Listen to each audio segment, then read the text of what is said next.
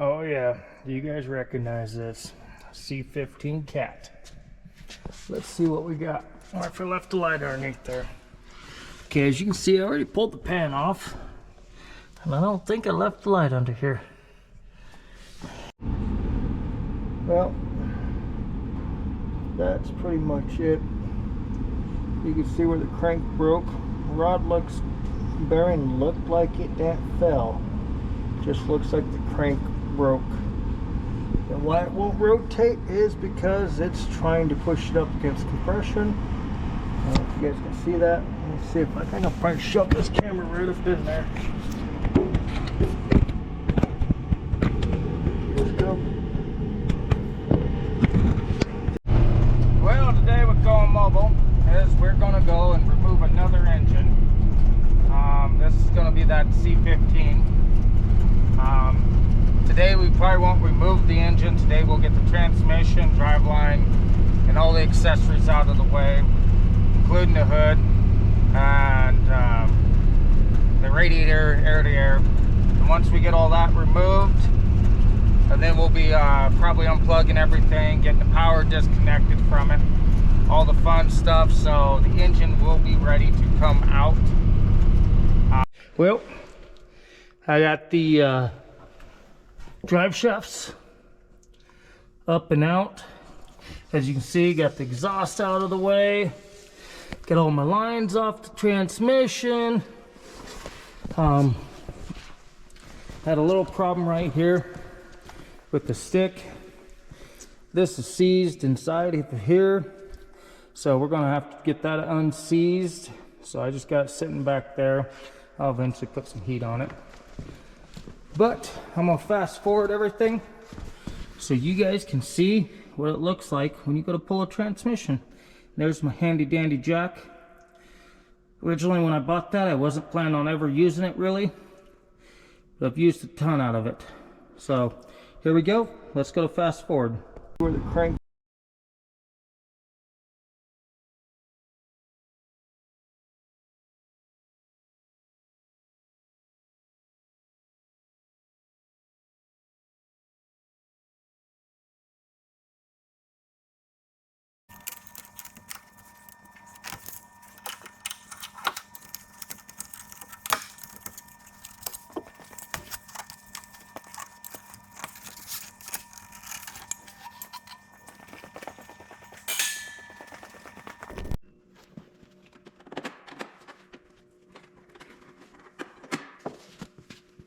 Well, I've made a little progress. There we go. Air is off. AC's hanging over here, so I don't have to completely vap the system or recharge it, but I will check the pressure on it. Everything's out of the way. You don't have to detach it. As you can tell, this was a reman. My guesses are on why the crank broke. Now I may be wrong, and I may be right, but when this bolt on the main broke, as you can tell by the rust in there, it's been broke for a while. I'm thinking what happened was, as the crank traveled up and down with the flex of that main being broken, it was working the crank just slightly. And eventually the crank snapped because it's a pretty rigid device, and that's why it gave up the ghost at 530,000. Now, if we'd have probably pulled the pan on this a year ago, or if not 2 years ago, we could be saving this motor and possibly just doing a in-frame on it. But it is what it is, and it is broken, so we're going to go ahead and replace the whole entire thing and pull the whole entire deal out. Well, the new engine showed up. Look at that. Now, the dirty parts on it I put on just to make it easy while I was out here. And I'm gonna go grab the other engine stand, get the other engine out, set them beside each other, and start switching things over. But isn't that a thing of purtiness? I love brand new engines, and I don't know if it's just how they paint over everything or what it is, but I just love them. They're beautiful when they're clean and new, and there's no bolts missing. and everything's there. I think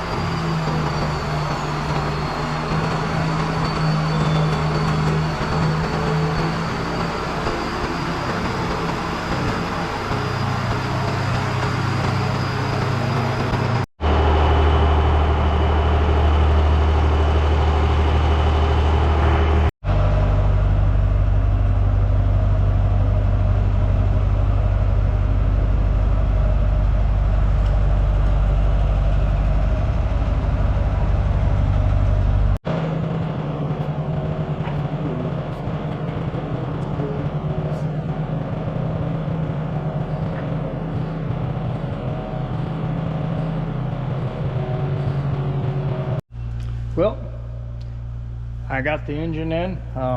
There she is in all of her glory. Look at that. She's all nice and pretty. All around this. Look at this side.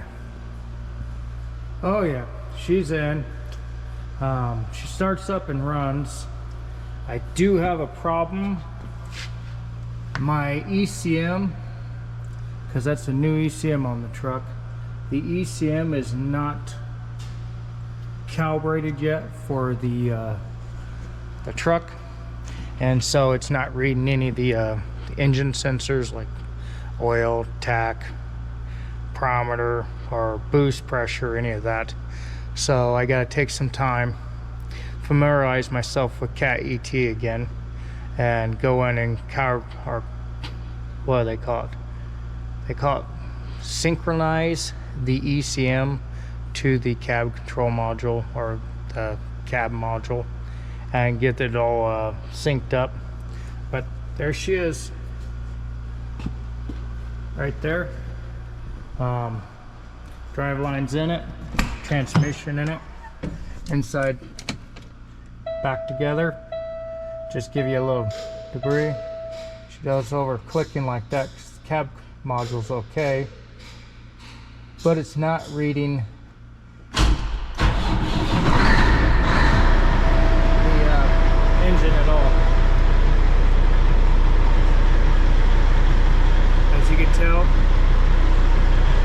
no. And I did check the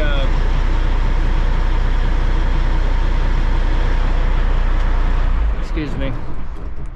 And I did check the ECM to make sure there was oil pressure, and also ran a manual oil pressure before I actually, did this starting up. And it's got close to 70 psi right now with it cold.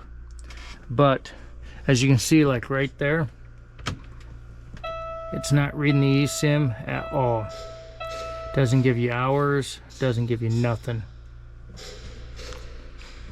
So another day, but everything's back together and it runs good. Fuel system's been primed up. Shifter back in. Got that off to remind me I gotta get in there and get that going. But that is a new Cat engine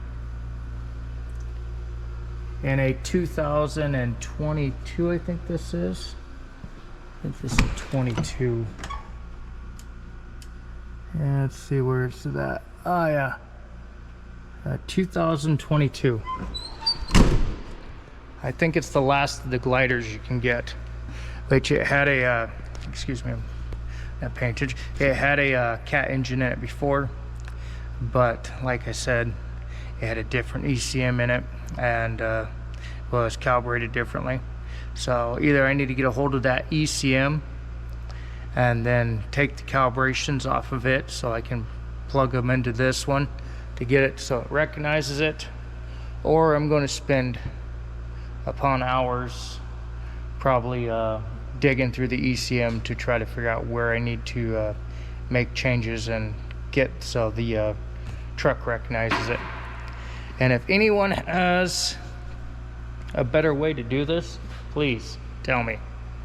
Well, on this notion, I'm going to clean up. It is a little late out. All my help left today because, well, yesterday was a little rough on them. But yeah, I'm going to take off and wash my hands and load up the service truck, and hopefully it ain't too cold and it don't gel up, and try to get it home. And then in the morning, come up here and get the pickup truck and get it home. Oh yeah, fun, fun, fun. So there we go.